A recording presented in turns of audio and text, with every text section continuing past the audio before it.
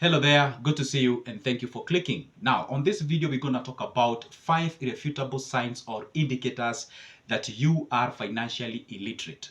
And one thing that you're supposed to know, financial illiteracy or financial literacy is the most important thing that you can ever have during what we call the wealth creation. Perhaps by using a very simple language to define what is financial literacy is basically understanding of how money works, how to invest and how to create surplus and all other things related to you creating the wealth. And guess what? Number 5 is actually a shocking one. You better stick around, watch this video to the end so that you understand each and every bit or every side that I'm going to discuss and see whether you're suffering from those signs. And by if you are doing so, then I'm gonna offer suggestion or what you're supposed to do so that you don't get yourself into the mess that is actually out there. It's not a question of if, but when. Because if you're financially literate, then it's gonna be hard for you to accumulate wealth, to invest your money, and actually monitor how your money is moving. Guess what? Before we get into the business or before we get into the video, I usually post a new good video each and every day all about investment or about money. If you want to take your second, don't want to miss any of my future good videos, take 1 second. It is free, doesn't cost you anything. Just down below there on your right, there is a button written subscribe. Hit that magical button, like this video. And guess what? By doing only that, YouTube will notify you whenever I upload a new good video. So for now, let's get into this business. So the sign number 1, you usually pay what we call the highest poverty tax. Let me explain what exactly that means. Have you ever been in a situation whereby you get your salary at the end of the month, or the day, or the week, depends on when you get paid?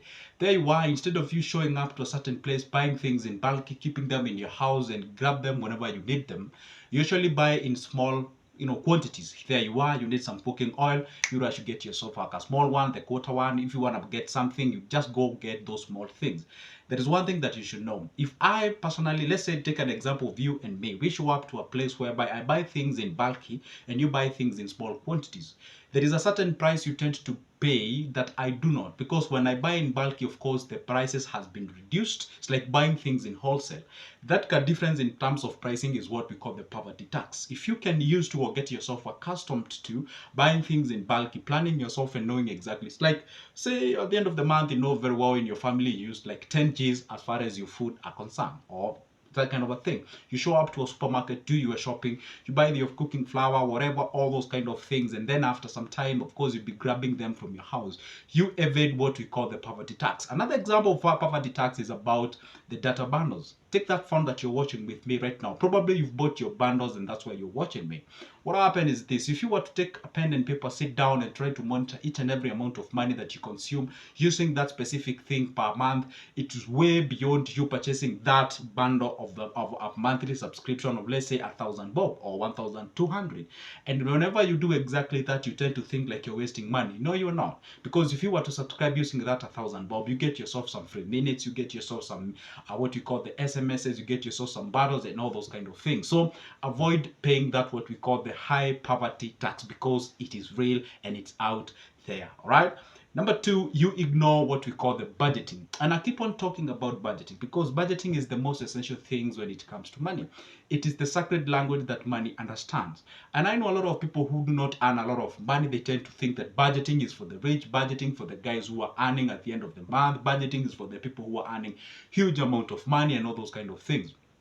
All that information that you've been hearing out there, it's all stereotypical.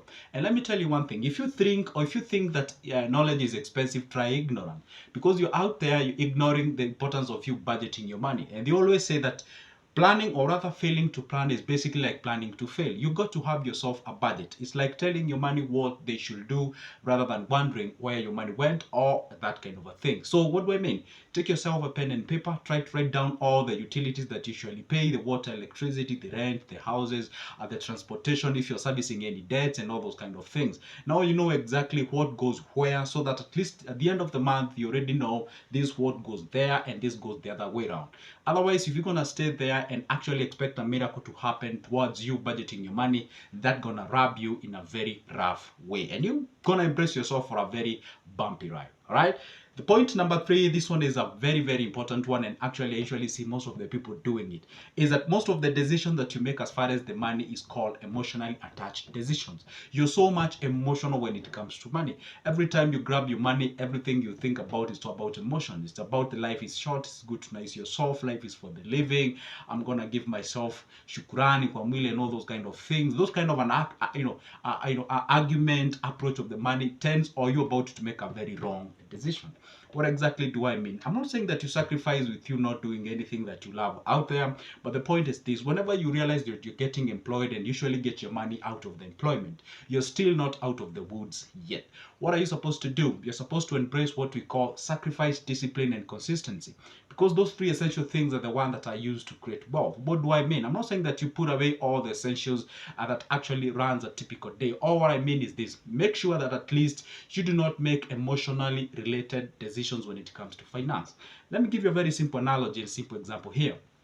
There are 2 organs that we engage in ourselves in our body. This, as far as the money is concerned, we have the heart and we have the brain. Whenever you make a brain-related decision as far as the money is concerned, you're likely to make a very good decision. This is time now when you get your money, you think, you know one thing, okay, fine, I would like to get myself a piece of land in the next period of time. So therefore, that means I'm gonna put some sinking fund somewhere. I know one thing, life is not even predictable. You know nothing about tomorrow morning. So then I'm gonna have myself an emergency fund somewhere. Then I know one thing, I'm gonna build myself and I'm gonna create wealth. This is only can be done so by first accumulating money, aka saving money, then taking that money, investing that money, then generating income using other passive incomes, and then I may be able to achieve that what I want. If you understand all those things, then you know very well there is a price to be paid, and of course this price here I mean that by creating surplus. Let me tell you one secret: there's no way you'll ever find yourself in life earning whichever the amount of money that you're earning at the end of the month. There's never you're gonna get yourself a surplus. Surplus is always created, and living below your means, this the surety way of assuring yourself that you actually create a surplus for the purposes of investment. That's the reality, and that's how we go about it. And number 4, you have this what we call the scarce mentality as far as the money is concerned. Have you ever met somebody tells you every time like, oh wow, I'm telling you, economy is very tough, everything is not okay, people do not have money, and they don't say that I do not have, they say people don't have money and all those kind of things. The government is making it hard for us, and guess what? Money does not grow on trees. It's so much. Whenever you get money, it is not out there. It's, you see, those kind of a conversation, and when you have those kind of friends, most likely they're likely to drag you behind in terms of development. Engage yourself with individuals who you know very well, yeah, they do not brag about them getting money, but of course they do not have a scarce mentality. The scarce mentality can only be witnessed or can only be identified through what we say using our mouth. There's one thing that you should know: the same country where some of the people are complaining how tough economical times are, some people are buying properties, some people are buying liabilities, whatever the thing, money is out there and is in plenty. That's the reality. So don't get yourself this what we call the scarce mentality. You have to embrace the fact that money is out there and it is in plenty. The only thing that you do not have it is because you do not understand exactly how to go ahead about it. Yeah, back then I used to have a very rough time understanding that statement, but well, I'm not claiming that now I'm perfect and I'm somewhere whereby I can say now I'm having millions of that kind of things. But you see, it all starts by having a positive mentality. It all starts by you understanding exactly what goes out there, and once you now try to inculcate that inside of yourself, and whenever you try to live according to that, then you tend to do the right thing, and that's how you make a difference. It may not be a month or an year difference, but surely with time you're gonna see the difference. It's gonna make a very good difference inside your life. And guess what? Now here we are for the 5th one that I said it's gonna be a hot one. Okay. Here we are. Now the 5th one is quite a sensitive one. You rely on one source of income. Guess what? People, I know since you're a young man, when you're taken to school, you are being told that you're going to get yourself a good grade, get yourself a job, and guess what will happen? Your life will be okay. There you are, you have your job, you're one of the lucky Kenyans or lucky wherever you come from, and there you are, you have your one source of income. Probably you're getting good money according to your own understanding, and there you are, you are sitting somewhere at a comfort zone. Each and every weekend you hang around somewhere, you feel okay, everything is good, you got yourself a car, probably a nice car, and all those kind of things. Therefore, you've inculcated what we call the comfort zone, and then you look for people who exactly reason like you, and then you mass yourself with that kind of a group of people. There you are. Let me tell you one secret about life. They say an average billionaire has at least 7 sources of income, meaning you have to have 1, 2, 3 all the way up to number 7. One source of income, you can take a very simple example. What happened is 2020. A lot of people experienced what we call the corona thing and all that kind of things. A lot of people got fired and such kind of thing. And that was the time a lot of people tend to open their brains and see, hey, you know what? I think one source of income is not really a surety that I can be able to secure my life in such kind of a thing. So it is good to make sure that at least, even though you have this source of income as your main income, say you're employed or such kind of a thing, it's always good to create another source of income out there, just for the sake, because you never know, something can happen in your life. And as an adult, one thing that you're supposed to understand, the most predictable thing about life, it's unpredictability. At all the occasion, make sure that at least you embrace different things and different localities, because something can actually happen out there and you do not know. So it's good to create yourself alternatives in terms of where you can be able to get your cash and that kind of a thing. Guess what? That's the end of my video. But before I say I'm gonna sign out now, I'm gonna tell you one thing. I'm gonna leave my number on the description of this specific video. You can grab that number. You can pick yourself up money management skills. I do have that PDF booklet that I've prepared for you. It's only 280 shillings.